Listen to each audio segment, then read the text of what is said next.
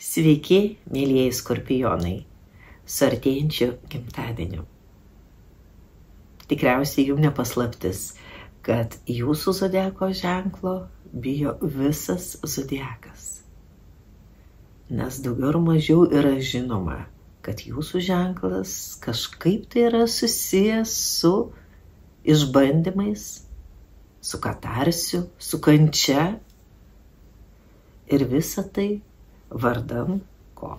Vardan išsivalymo, išsigryninimo per kančias į žvaigždes. Tai iš tiesų sudėtingas ženklas. Ir kiekvienam asmeniui, kai jis išgyvena savo gyvenimą skorpioniškai periodą, na ir patiems skorpionam. Bet jeigu gimsta skorpionas, kuris nesistengia išvengti išbandymų, kuris bent jau gyvenimo pradžioje skiria daug dėmesio ištvermei, kuris savyje ugdo atkaklumą, tai sunkiai gyvenimo pradžia tampa sėkmingų periodų brandžiame amžiuje. Ir aš pažįstu tokių skorpionų, kurie praėję visą eilę išgyvenimų jauname amžiuje, labai daug dirbę, triūsę ir triūsę iki sąmonės netekimo, netgi tiesioginė to žodžio prasme. Po to užsitarnauja, jie susikuria savo tokią erdvę, tokį gyvenimą, kurio galėtų pavydėti ramių, harmoningų ženklų atstovai, kuriems viskas tarsi iškepta ir paduota. Skorpionas tai pavyzdys, kaip reikia įveikti kliūtis, kaip reikia būti tvirtam, ištvermingam ir kaip tapti nugalėtoju. Ir tai yra susijęs su tuo, kad Skorpiono planetos šeimininkės yra Plutonas ir Marsas. Plutonas tai ir yra tas didžiulis išbandymas, kuris tave apsupa iš visų pusių, persmelkia iki kaulų smegenų, iki ląstelės. Na, o Marsas tau suteikia jėgų kovoti, judėti ir laimėti. Tai nugalėtojų ženklas. Tai vedlių ženklas, tai lyderių ženklas, bet kaip taisyklė skorpionai tampa lyderiais būtent ekstremaliomis situacijomis. Karai, revoliucijos, epidemijos. Būtent tada pasireiškia tikroji skorpiono prigimtis ir jie žino, jie moka, kaip susitvarkyti su tokia situacija ir dar padeda kitiems tai įveikti. Taip pat šis ženklas siejamas ir su masinėmis žūtimis, su mirtimi, ekstremaliomis sąlygomis, na tarkim, autoavarija, karas, žemės drebėjimas, visa tai mirtis, priešlaikinės mirtis, jos astrologijoje vertinamas pagal Skorpiono ženklą. Magija, tantra, visa tai irgi Skorpiono ženklas. Jeigu kas domisi rytais, vedišką kultūrą ir žino, kas yra šivaizmas, tai būtent Skorpiono ženklas pilnai atstovauja tai, ką atstovauja šivaistinis pasaulis. Mirties šokis, naikinimo šokis tam, kad būtų sukurti nauji, geresni, tvaresni pasauliai, švaresni pasauliai. Skorpiono pagrindinis uždavinys sunaikinti nešvarą, tam, kad atsirastų nauja švari erdvė, kurti naują, geresnį, gražesnį pasaulį. Manoma, kad Skorpionas yra labiausiai pažeidžiamas iš visų 12 zodiako ženklų. Bet yra kosminis teisingumas. Ir būtent Skorpiono ženklas yra ir labiausiai ginamas aukštesniųjų jėgų, bet kokioje situacijoje. Čia jau toliau žodis ne skorpionam, o tiem, kam tenka susidurti su skorpionais. Stenkite su skorpionais bendrauti taip, elgtis taip, kad jų nenuskriausti, neužgauti. Atpildas ateis labai greitai.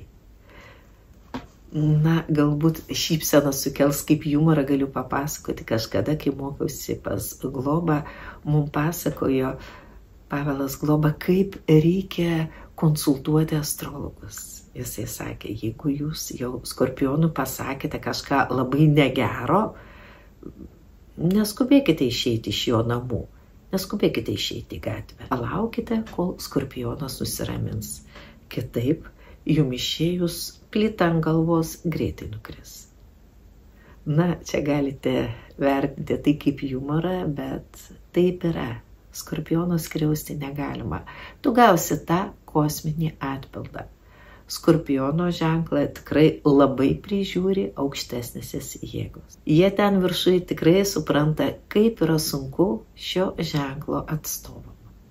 Bet tai visiškai nereiškia, kad jeigu sunku pradžioje, kad bus sunku vėliau, sunku per treniruotės, lengva mūšyje.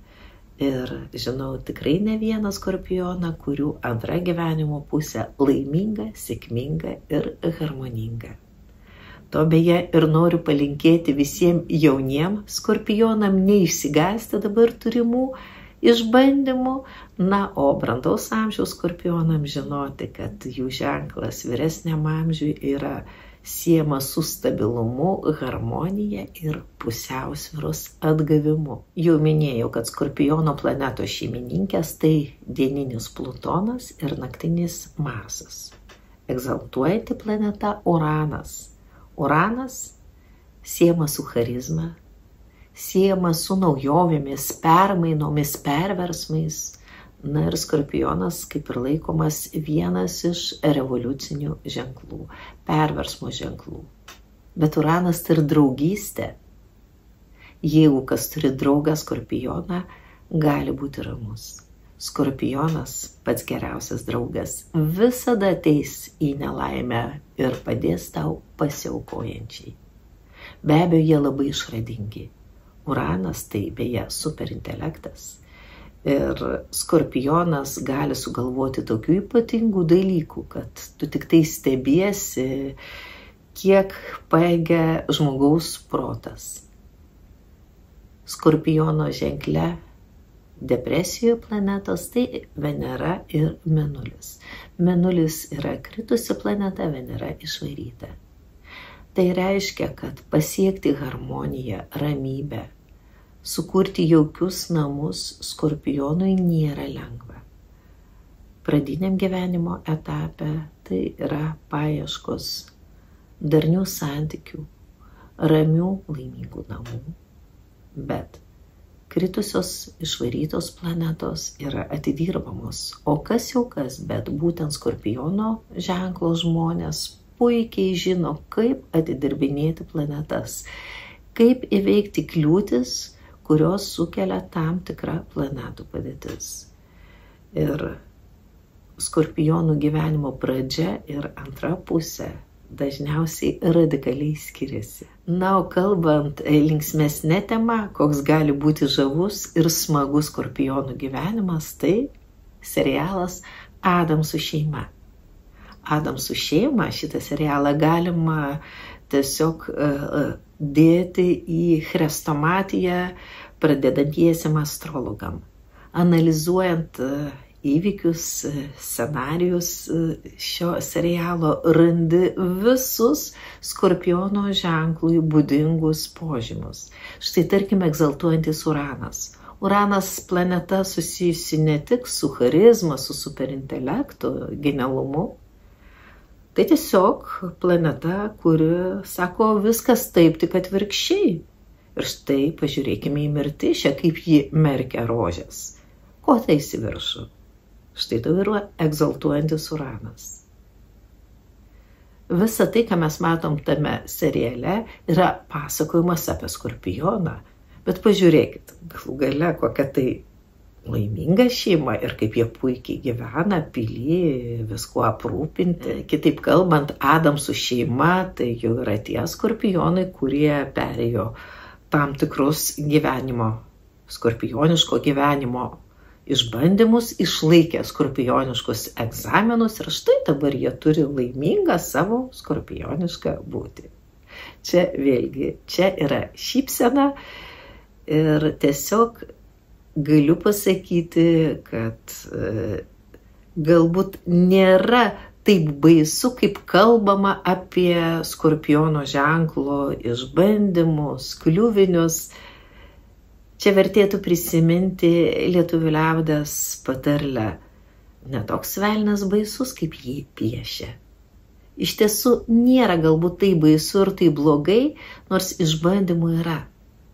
Skorpionui pakanka tiesiog būti drąsiam, nebijoti iššūkių ir tada viskas jo gyvenime susitvarko pačiu gražiausiu režimu. Kokiusgi akmenys reikėtų nešioti Skorpionui sėkmei? Skorpionai tikrai įvertina maginį pasaulį ir jie vertina akmenų magiją. Galbūt pradėsiu nuo aleksandrito, būtent to akmens, kurį jau buvau paminėjusi ir svarstyklėm. Kai kas bendro yra tarp šių dviejų ženklų, o tas bendra tai yra Uranas. Uranas egzaltuoja Skorpiono ženkle, o štai svarstyklėse ezoterinis būstas. Aleksandritas pakankamai uraniškas akmuo, jis keičia spalvą, bet turi itin ir, tarkim, tokias stiprias maginės galias. Ir, manoma, jeigu žmogus nėra stiprus, gali pritraukti pakankamai daug išbandymų. Bet stipriom asmenybėm tai yra viso gyvenimo džiaugsmas, išskirtinis talismanas. Skorpionai puikiai jaučiasi nešiodami juodąjį turmaliną, topazą, hematitą. Štai puikus jau pasirinkimas. Skorpionam puikiai tinka piritas. O jų metalas deja sunkiai panaudojamas ir ko gero ir nenaudojamas juvelyrikoje, tai kobaltas, volframas. O jų skaičius 21. Totemas juodvarnis. Šventas zoroastriečių paukštis, kuris visada tupi šalia tvėrėjo Ahura Mazdos. Taip pat Avestoj minima, kad pats aukščiausias Skorpiono simbolis ir totemas, kuris jau daug pasiekusiam Skorpionam, kaip ir dovanojamas iš viršaus, tai erelis. Kai Skorpionas įveikia visus savo išbandymus ir išeina nugalėtojų, jis pavirsta iš Skorpiono į erelį. Tai jau yra erelio skrydis. Nors, kaip minėjome, erelio totemas yra siejamas ir su liūto ženklu. Beje, tiek liūto, tiek Skorpiono vienas iš erelio totemų požymių kaip tik yra nosis, ir jeigu jau nosis yra su kuprele, tai reiškia Skorpionas, kuris jau turi kaip ir aukščiausio lygio skorpioniškąją charizmą. O pati galbūt harmoningiausia spalva Skorpionam tai būtų rudos ir raudonos mišinys. Šių spalvų variacijos išties yra sėkmės laidas Skorpiono ženklo žmonėms. Taip pat norėčiau pridurti dar vieną panašumą tarp Skorpiono ir svarstyklių ženklo, susijusi su perversmu, su savybių pasikeitimu. Jeigu svarstyklių šeimininkė yra moteriška planeta, tai yra Venera, o pats ženklas yra vyriškas, tai Skorpiono atveju atvirkščiai. Planetos šeimininkės tai yra vyriškas Plutonas ir Marsas, o ženklas moteriškas. Ir čia panašiai kaip ir svarstyklių atveju, moteris Skorpionės aršios, kietos, nugalėtojos, be galo kovingos, jau geriau moteriai Skorpioniai kelio nepereiti. O vyrai Skorpionai iš pirmo žvilgsnio nėra nei pikti, nei agresyvūs. Namuose jie netgi būna pirmieji pagalbininkai žmonom, padeda tvarkyti namus, supranta moterį jai sunkiuoju metu, kai jį augina, tarkim, mažylius. Tad, sakyčiau, vyrai skorpionai, nors moteris šių vyrų dažnai bijo, nes žinoma, kad jie yra itin aistringi, tačiau susituokęs skorpionas, neskaitant retų išimčių, tai būna labai atsidavęs savo žmonai, vaikam asmuo. Na, o gimtadienio proga norėčiau priminti ir palinkėti, kad jūs esate zodiako drąsa, ištvermė, jūs esate pavyzdys, kaip reikia keistis, tapti nugalėtojais, kaip tapti geresniais. Laimingo gimtadienio.